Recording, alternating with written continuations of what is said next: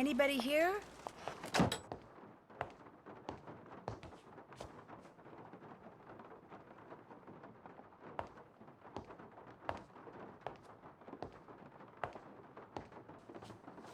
Hi, the door was open.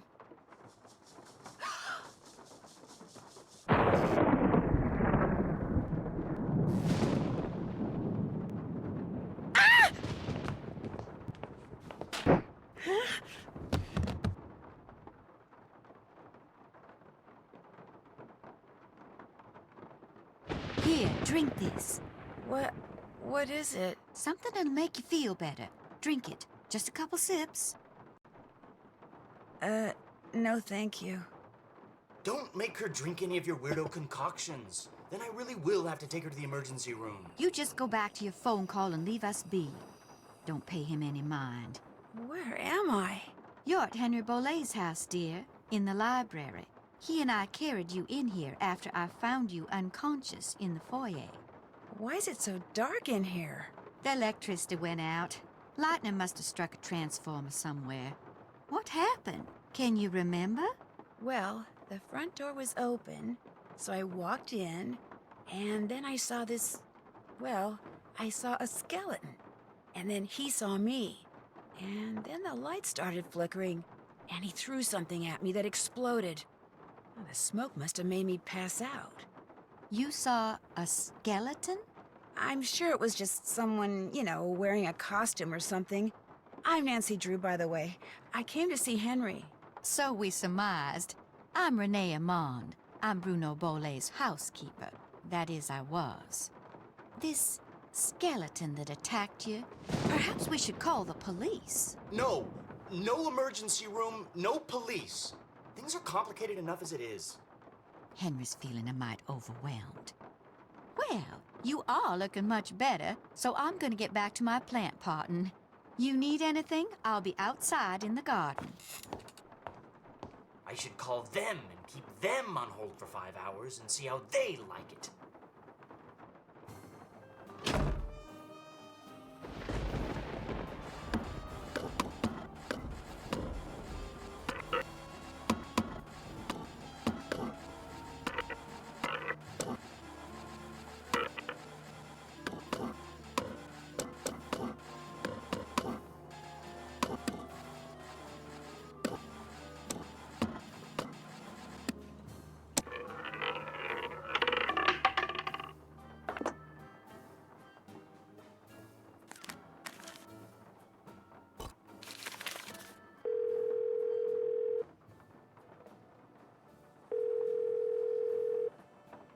Hello? Bess, hi, it's me.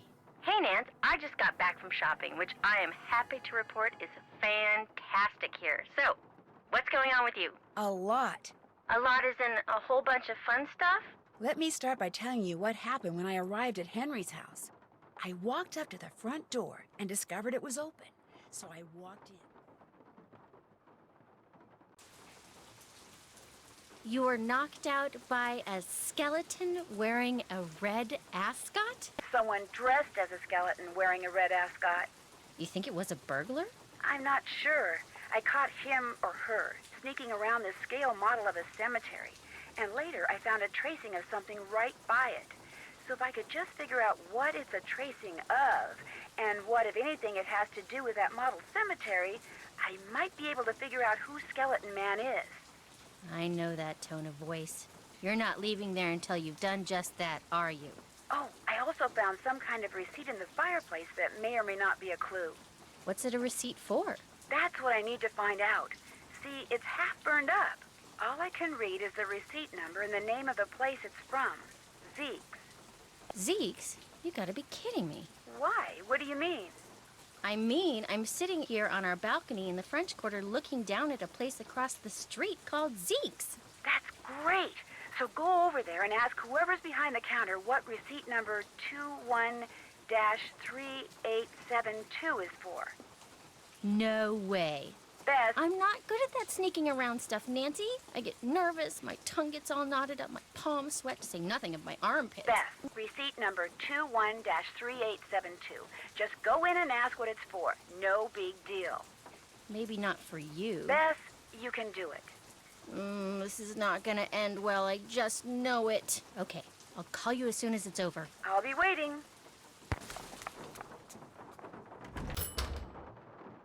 Hey, doing a little end-of-the-day shopping, huh? See something you like? I like everything. That's what I want to hear. I'm Lamont. This is my place. So if you got any questions, I'm the guy to ask. Actually, I do have a question. This friend of mine found the number of a receipt that came from this shop, and she asked me to ask you what the receipt is for. But if you're really busy, or you'd rather not, or it's against the rules... No problem. What's the number? 21-3872. 21-3872. Here we go. That ticket was for a large box of assorted unknown items I bought from Henry Boley. And, that's all I can tell you. Is something wrong? Look, I just don't want to make trouble for anyone, okay? Where's the box now? It's still in the back room. I haven't had a chance to really go through it yet. Hey, is there something else I can help you with? Beads, hula dolls, old books. Got great deals on all of them. I'm gonna keep browsing if that's okay. Enjoy.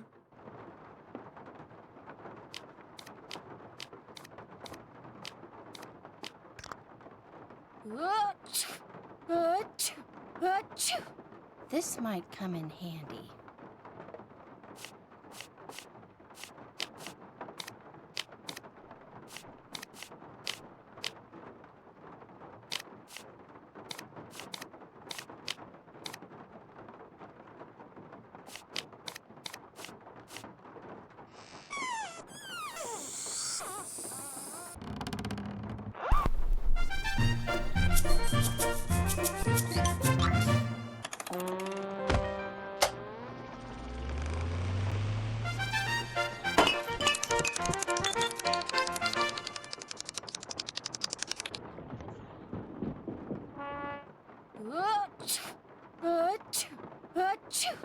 There, that should do it. Lamont, could you help me?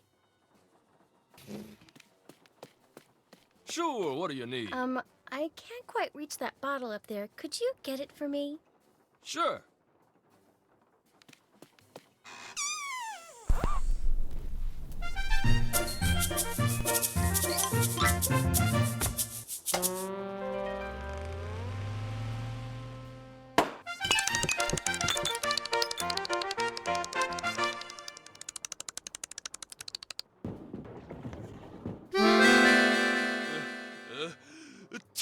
Oh no! Oh my gosh! Oh shoot! I'm sorry. I'll go get you something. What do you need? No spray. Back room. No spray, back room, got it.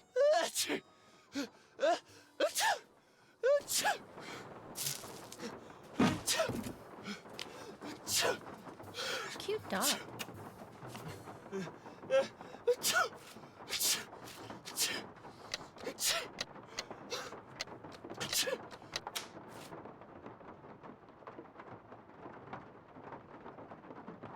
Whoa, this is weird. I better call Nancy and read this to her word for word. Wow, Bess, that is weird. No, I'll tell you what's weird. The box the letter is in is padded, and it has this round indentation in it that's the exact size of a human skull. It's like it used to contain a skull, but now it doesn't. Did you find anything else? Yeah, inside the box that this box is in, there's a couple of photographs. One's of a boy and a dog, and the other is of an iguana dressed up like a pirate. What? And there's a costume in the box of a skeleton man. Really? And did I mention that Lamont was very reluctant to talk about buying this box of stuff from Henry? Said he didn't want to get anyone in trouble, whatever that means. Sounds like he or Henry, or possibly both, are up to something they shouldn't be. Good job, Bess. I'm gonna poke around here and see if I can find out anything about a skull called the Whisperer. You better go take care of Lamont. Would you believe it? The guy is still sneezing. He must keep nose spray around because something's wrong with his sinuses. Oh, he's gonna hate me.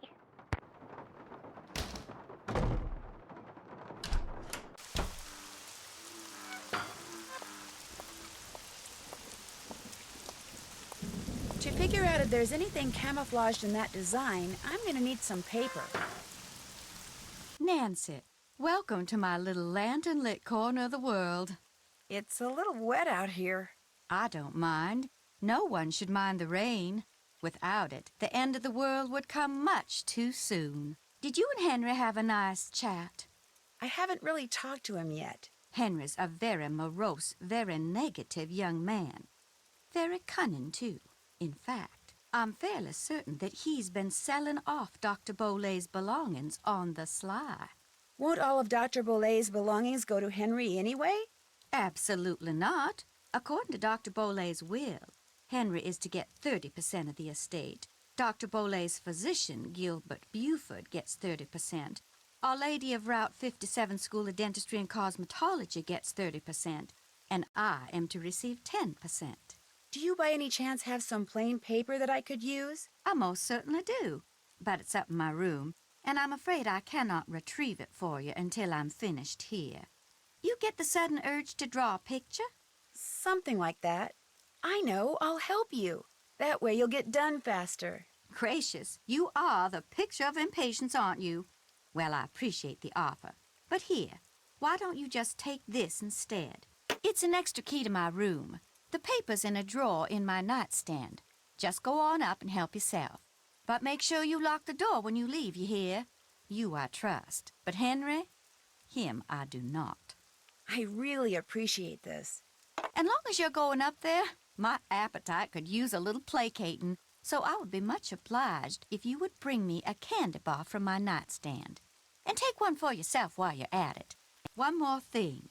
I, too, have seen the skeleton man. After Dr. Bolay passed, that night, I saw him in the hallway. He was there, then he was gone. So you best be careful, Nancy Drew, because if it was Mr. Death, and I truly think it was, he's come back.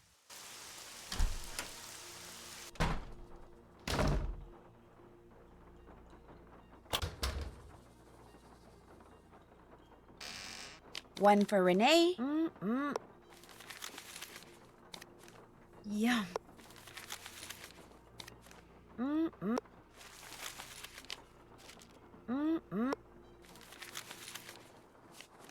Yum. Yum. Uh-oh.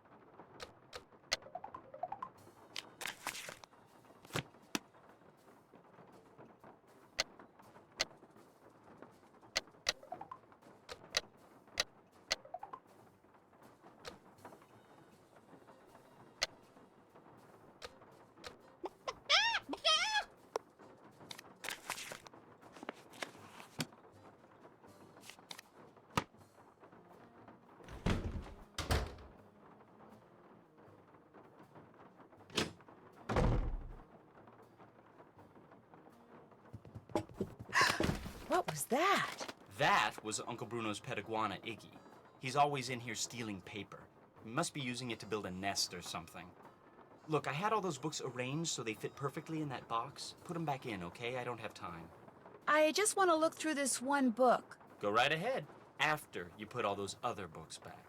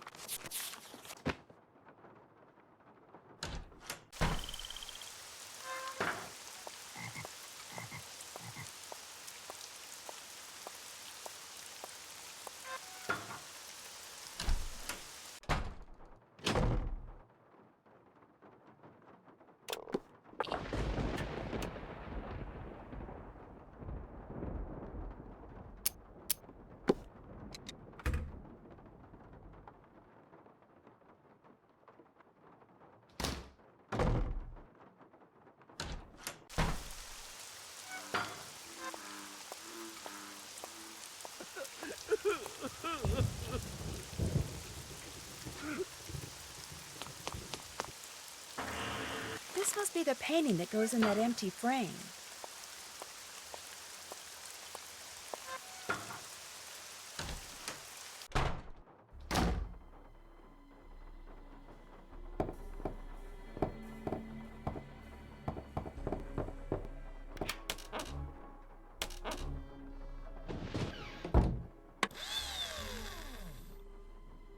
Come on, Summer, give me a break here.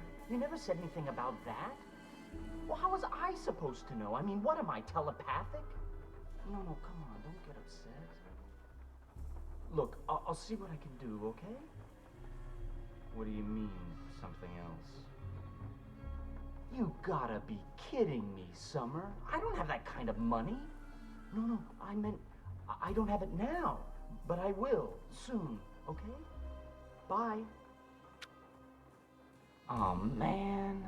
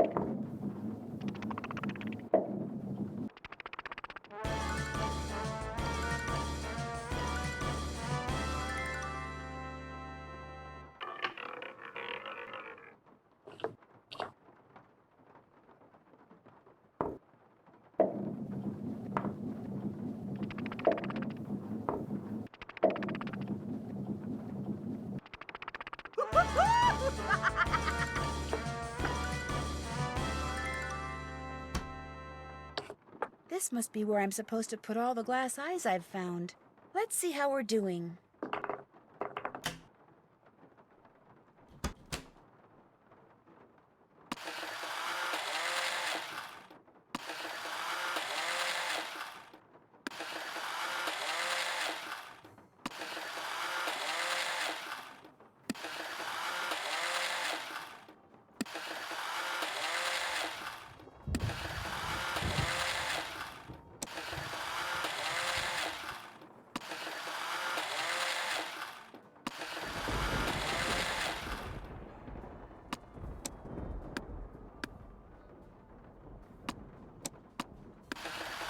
Pa, sa, mu, pa, di, mu, pa.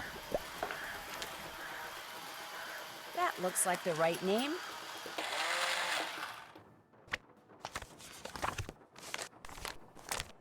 May 31st? That's today.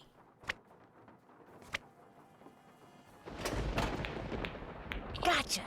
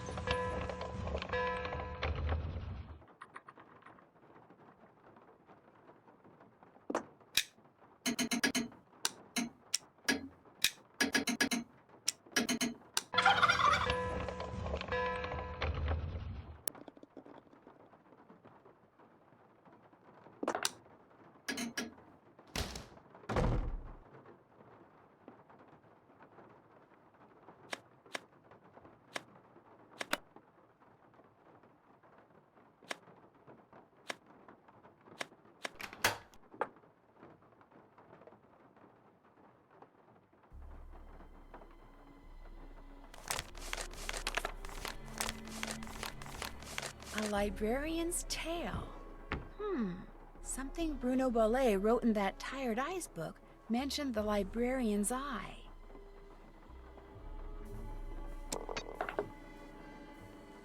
Here we go. A librarian's tale.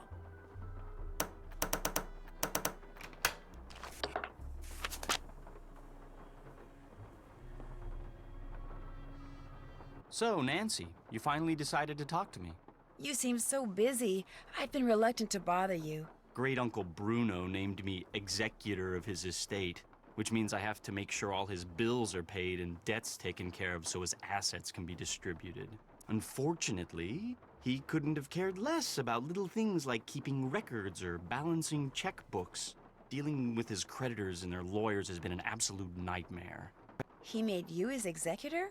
You two must have been close. Not really. My parents died in a car crash when I was 8. Since I had no other relatives, he took me in, or should I say he shipped me out. Boarding school, summer camp, military school, college. He may have looked after me, but he never spent any time with me. I didn't know him at all. So, thanks for stopping by, Nancy. And now you can report back to Ned that I'm fine and go enjoy New Orleans. No, I can't. Not until I know who that skeleton man was and what he was doing here and why he knocked me out like that. Look, I can understand you're not wanting to call the police, but somebody should investigate. And since playing detective is kind of a hobby with me... No offense, but are you sure you didn't just pass out from the heat and humidity or something and dream that you saw the skeleton dude? I'm positive. Okay, look around all you want. But I should probably warn you, Uncle Bruno was into exotic pets. Didn't believe in cages, so he gave him the run of the place. And just because he's dead doesn't mean they are. So if you're gonna go poking around, be careful. How did Bruno die, if you don't mind my asking? Just dropped dead in the front hallway. I mean, the guy was 95 years old. Here, check it out. Myocardial infarction. That's doctor speak for heart attack. Attending physician Dr. Gilbert Buford, 504-555-9970. Was that Bruno's doctor? And his best friend, or so I'm told. I've never met him. Interesting keychain. That's one of Uncle Bruno's glass eyes. It's the one he was wearing when he died. How nice. Anything else? Do you think I could borrow your keychain? The one that has Bruno's glass eye on it? You want to borrow it? What for? Actually, all I really want is the eye. I mean, it's just so cool. What if you break it? If it's on a chain, it can't be that fragile.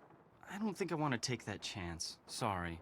The box of your great-uncle's things that you sold to Zeke's curio shop, that was a no-no, wasn't it?